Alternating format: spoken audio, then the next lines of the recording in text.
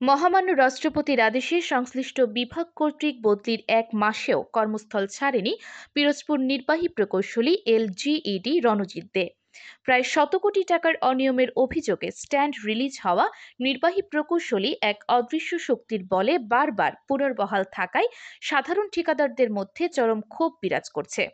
তার বিরুদ্ধে মঠবাড়িয়া উপজেলা সিঙ্গা গ্রামের বাসিন্দা হরিদাস হাওলাদার শিপন গত ৬ জানুয়ারি প্রধান প্রকৌশলী বরাবর, ২৬ জানুয়ারি স্থানীয় সরকার পল্লী উন্নয়ন ও সমবায় মন্ত্রণালয়ের সিনিয়র সহকারী সচিব বরাবর এবং ৫ই মার্চ দুদক চেয়ারম্যান বরাবর লিখিত অভিযোগ দেন।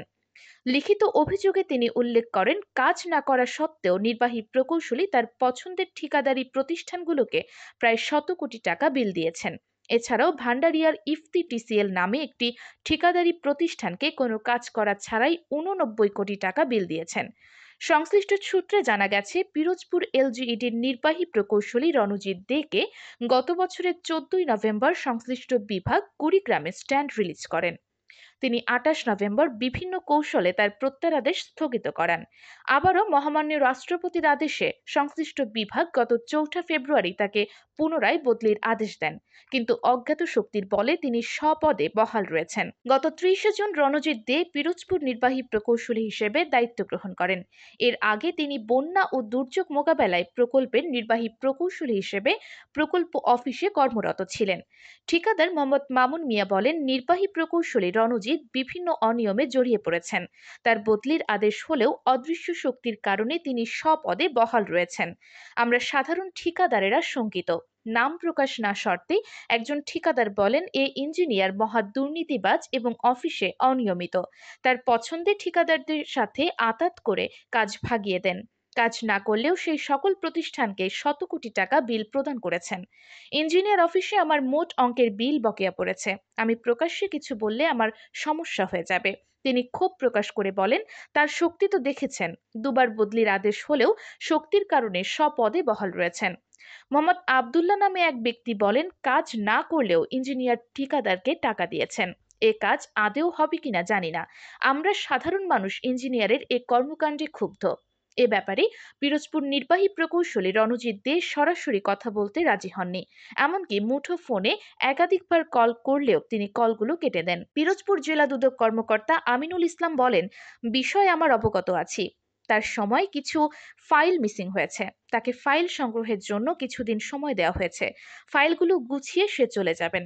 স্থানীয় সরকার প্রকৌশল অধিদপ্তরের এলজিইডি প্রধান প্রকৌশলী মোহাম্মদ আব্দুর রশিদ মিয়া বলেন, বিষয়টি আমার জানা ছিল না। আমি তদন্ত করে বিধি মোতাবেক ব্যবস্থা গ্রহণ করব। পিরোজপুরের ইঞ্জিনিয়ার রণজিৎ কুমার, সে অনেক ঠিকাদারকে টাকা দিয়ে দিয়েছে, কিন্তু কাজ হয় নাই। আর আদৌ এই কাজ হয় কিনা তা বলা যায় না। আর তার অনেক দুর্নীতির সাথে সে জড়িত আছে এবং সে অনেকবার বদলির পাইছে, আদেশ পাইছে, কিন্তু সে বদলি হয় নাই। আমাদের পিরোজপুর জেলার এলজিইডির ইঞ্জিনিয়ার রণজিৎ, সে বিভিন্ন ঠিকাদারের সাথে লিয়াজো করে অনিয়মের মাধ্যমে কাজের বিল পরিশোধ করে। এই কাজ অনেক জায়গায় কাজে পড়ে রয়েছে, কিন্তু বিল ঠিকাদাররা তুলে এনেছে। এই কাজ আদৌ হবে কি না আমরা সাধারণ মানুষ, ব্যক্তিগতভাবে আমি উদ্বিগ্ন যে পিরোজপুর জেলার বিভিন্ন জায়গায় রাস্তাঘাট পড়ে রয়েছে, কিন্তু রাস্তার বিল ঠিকাদাররা তুলে এনেছে। এলজিআরডির যে ইঞ্জিনিয়ার আছে, আমি তার অপসারণ দাবি করি।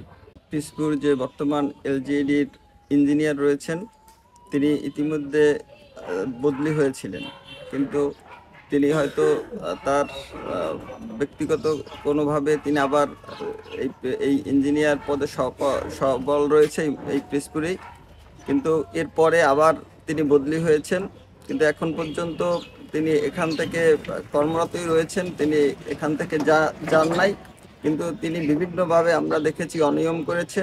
তিনি এভাবে অনিয়মের কারণে আমরা সাধারণ ঠিকাদার যারা রয়েছি তারা খুবই অসুবিধার মধ্যে আছি।